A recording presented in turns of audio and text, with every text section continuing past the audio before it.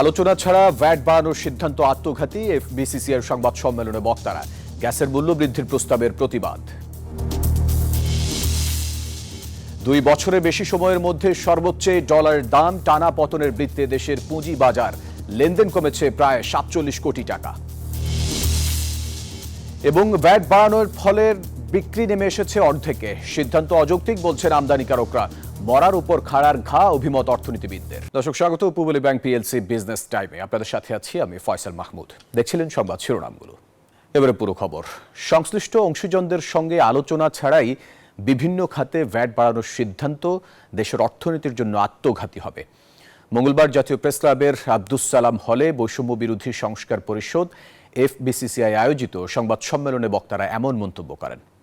নিয়ম বহির্ভূতভাবে পণ্য ও সেবার উপর মূল্য সংযোজন কর ও সম্পূরক শুল্ক বৃদ্ধি এবং গ্যাসের মূল্য বৃদ্ধির প্রস্তাবের প্রতিবাদে এই সংবাদ সম্মেলন অনুষ্ঠিত হয়। সংবাদ সম্মেলনে লিখিত বক্তব্য পাঠ করেন বৈষম্য বিরোধী সংস্কার পরিষদ এফবিসিসিআই এর আহ্বায়ক জাকির হোসেন নয়ন।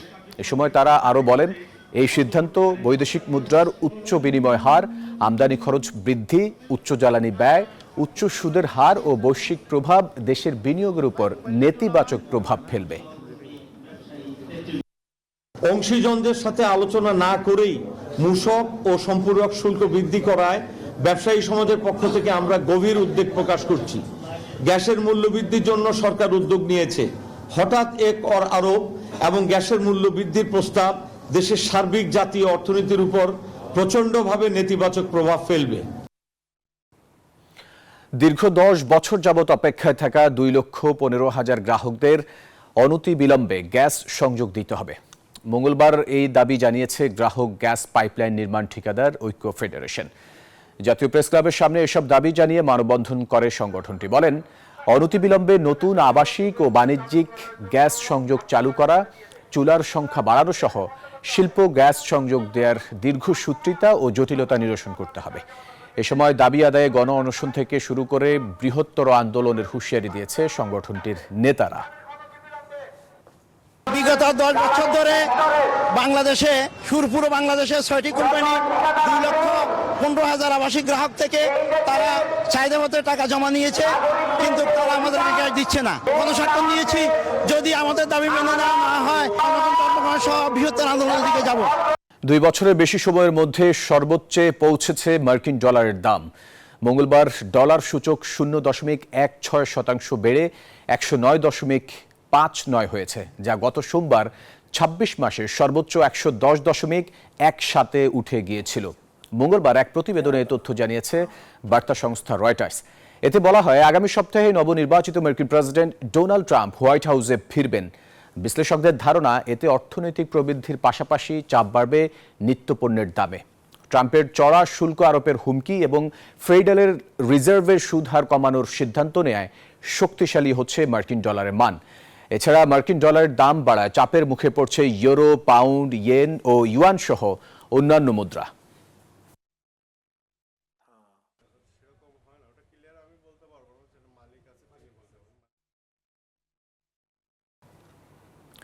গত 2 কার্যদিবসের পর আজও দেশের প্রধান পুঁজিবাজার ঢাকা স্টক এক্সচেঞ্জ এবং অপর শেয়ার বাজার চট্টগ্রাম স্টক এক্সচেঞ্জে কমেছে সূচকের মান।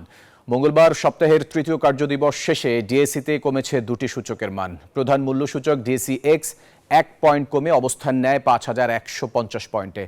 পাশাপাশি এদিন লেনদেনও কমেছে 46,67 লাখ টাকা। এছাড়া হাতবদল হওয়া শেয়ার ও মিউচুয়াল ফান্ড ইউনিটের মধ্যে দাম বেড়েছে 181টির, কমেছে 131টির এবং অপরিবর্তিত রয়েছে 84টি কোম্পানির শেয়ারের দাম। অন্যদিকে দেশের অপর পুঁজিবাজার সিএসইতে সার্বিক সূচক সিএএসপিআই কমেছে 16 পয়েন্ট, আর লেনদেন হয়েছে 11,65 লাখ টাকা। জীবাশ্ম জ্বালানির উপর চাপ কমাতে বাড়ছে বৈদ্যুতিক গাড়ির ব্যবহার। গত বছর বিশ্বব্যাপী বিদ্যুৎ চালিত গাড়ি ও প্লাগ ইন হাইব্রিড গাড়ির বিক্রি বেড়েছে 25%। মঙ্গলবার এক প্রতিবেদনে তথ্য জানিয়েছে বার্তা সংস্থা রয়টার্স। এতে বলা হয়, 2024 সালে বিশ্বব্যাপী বিক্রি করা বৈদ্যুতিক এবং প্লাগ ইন হাইব্রিড যানবাহনের সংখ্যা ছিল 1,70,00,000, যা 2023 সালের চেয়ে 25% বেশি। এর মধ্যে চীনেই বিক্রি হয়েছে 1,10,00,000 গাড়ি, আর দেশটিতে ডিসেম্বরে বিক্রি 36.5% বেড়েছে। অন্যদিকে যুক্তরাষ্ট্র ও কানাডায় বেড়েছে 8.8%। একই সময় ইউরোপে বিক্রি 1% মতো বেড়েছে। আর ডিসেম্বরে শুধুমাত্র বৈদ্যুতিক চালিত যানবাহন বিক্রি হয়েছে 19,20,000।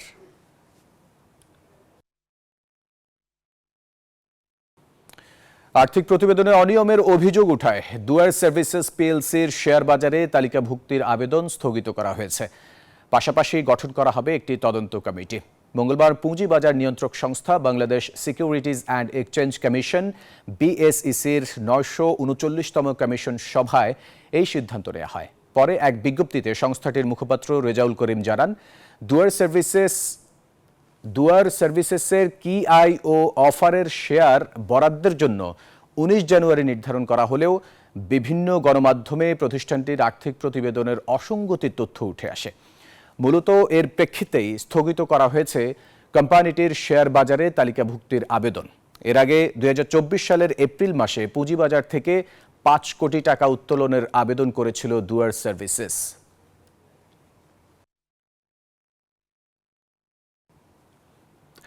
এনবিআর এর ভ্যাট ট্যাক্স বাড়ানোর প্রভাব পড়েছে চট্টগ্রামের ফলের বাজারে। বিদেশি ফলের দাম দ্বিগুণ হয়ে যাওয়ায় বিক্রি নেমে এসেছে 50%। ফল আমদানিকারকরা বলছেন এ সিদ্ধান্ত অযৌক্তিক।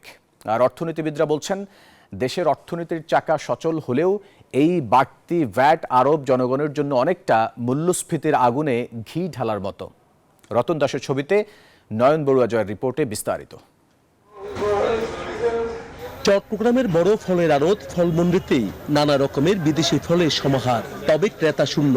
হঠাৎ করে মূল্য সংযোজন কর, মূসক বা ভ্যাট বাড়ানোর প্রভাব পড়েছে ফলের বাজারে। 10% আমদানি শুল্ক আরোপ করায় সব ধরনের বিদেশি ফল এখন বিত্তবানদের দখলে। কয়েকদিনের ব্যবধানে দাম বেড়েছে দ্বিগুণ। ফল আমদানিকারকরাও বলছেন ফল আমদানির খরচ বাড়ায় বেড়েছে দাম। এখন যে 10% ডিউটি বাড়াচ্ছে, পার কন্টেনারে আপনার আপেলের প্রায় 3.5 লাখ টাকা এক কন্টেনারে। সরকার যেদিন প্রজ্ঞাপন জারি করছে ওদিন যে মাল ডেলিভারি হয়ে গেছে ওগুলি ডিউটি নিতেছে। আবার ভ্যাট ট্যাক্সের আওতায় রয়েছে জীবন বাঁচানোর ওষুধ ও জীবন সাজানোর তৈরি পোশাক, গুঁড়া দুধ, বিস্কুট, জুস, সাবান, মিষ্টি সহ নানা পণ্য। কাস্টমস কর্তৃপক্ষ বলছে ঘোষণার পর থেকে আদায়ও হচ্ছে নতুন সম্পূরক শুল্ক আইনে।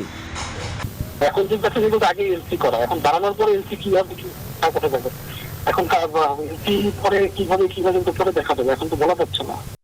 বিশ্লেষকরা বলছেন এই বাড়তি ভ্যাট আরোপ গুনতে হচ্ছে জনগণকে। ভোক্তারা বলছেন এমনি নিত্যপণ্যের লাগামহীন দাম। ঠিক এই সময়ে বাজেটের আগে সরকারের এমন সিদ্ধান্তে দিশেহারা তারা। সম্পূরক কর সেটা বাড়িয়ে দিয়েছে। আপনি ফলের দোকানে গেলে অসুস্থ মানুষের জন্য ফল না কিনে অর্ধেক কিনে চলে আসতে হচ্ছে।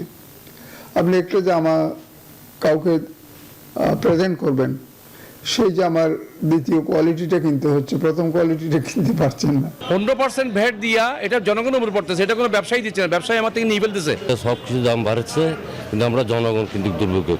মূলত আন্তর্জাতিক মুদ্রা তহবিলের IMF এর চাপেই ভ্যাট ও সম্পর্ক শুল্ক আইনে কিছু সংশোধন করেছে বলে ধারণা করছেন অর্থনীতিবিদরা।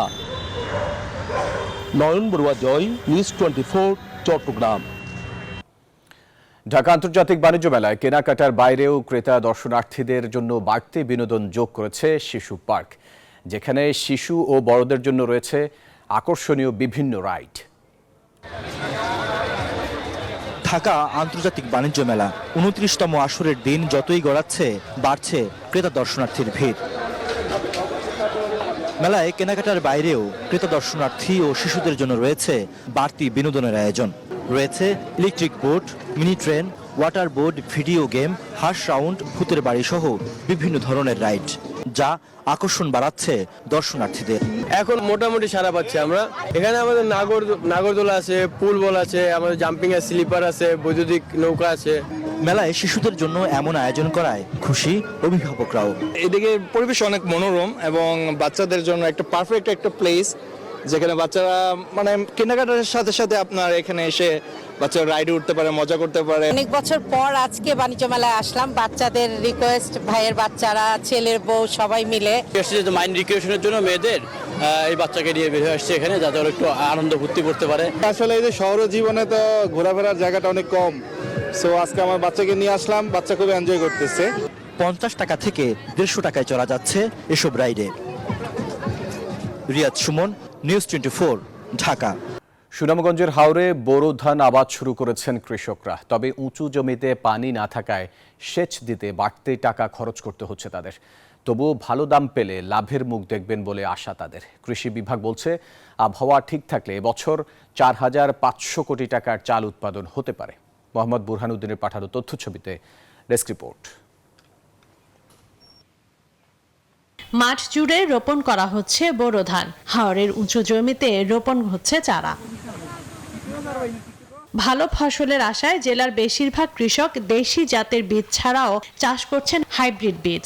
বৃষ্টির অভাবে হাওরের পানি দ্রুত শুকিয়ে যাওয়ায় উঁচু জমিতে দেখা দিয়েছে পানি সংকট। সেচ দিতে না পারায় কৃষকদের গুনতে হচ্ছে বাড়তি টাকা। বীজের ধান জলক হাইব্রিড নানান ইত্যাদি ধান আছে, এটা করা ফুটতেও কষ্ট, বড় কষ্ট করি রয়েছি। তো লাগছে আর কিছুদিন যাইব, 4-5 দিনের ভিতরে মোটামুটি পানি আস্তে আস্তে মনে হয় এই ধান কাটা শেষ হয়ে যায়। কৃষি সম্প্রসারণ অধিদপ্তর বলছে, এবছর 2,23,410 হেক্টর জমিতে বোরো ধান আবাদের লক্ষ্যমাত্রা ধরা হয়েছে, যা থেকে 9,19,000 মেট্রিক টন চাল উৎপাদনের আশা তাদের। এবছর আমাদের ধান উৎপাদনের লক্ষ্যমাত্রা 9,19,000 মেট্রিক টন চাল, এবং যার বাজার মূল্য প্রায় 4,500 কোটি টাকা। আমরা আশা করছি যে আমাদের এই লক্ষ্যমাত্রা পূরণের জন্য আমরা চেষ্টা করে যাচ্ছি এবং শতভাগ লক্ষ্যমাত্রা অর্জন হবে। এ পর্যন্ত সুনামগঞ্জের হাওরে 52,000 হেক্টর জমিতে বোরো আবাদ শেষ হয়েছে, যা হাওরের মোট 31%। Desk report, news 24। প্রতি বছরের মতো এবারও পৌষ সংক্রান্তিতে মৌলভীবাজারের শেরপুরে বসেছে ঐতিহ্যবাহী মাছের মেলা।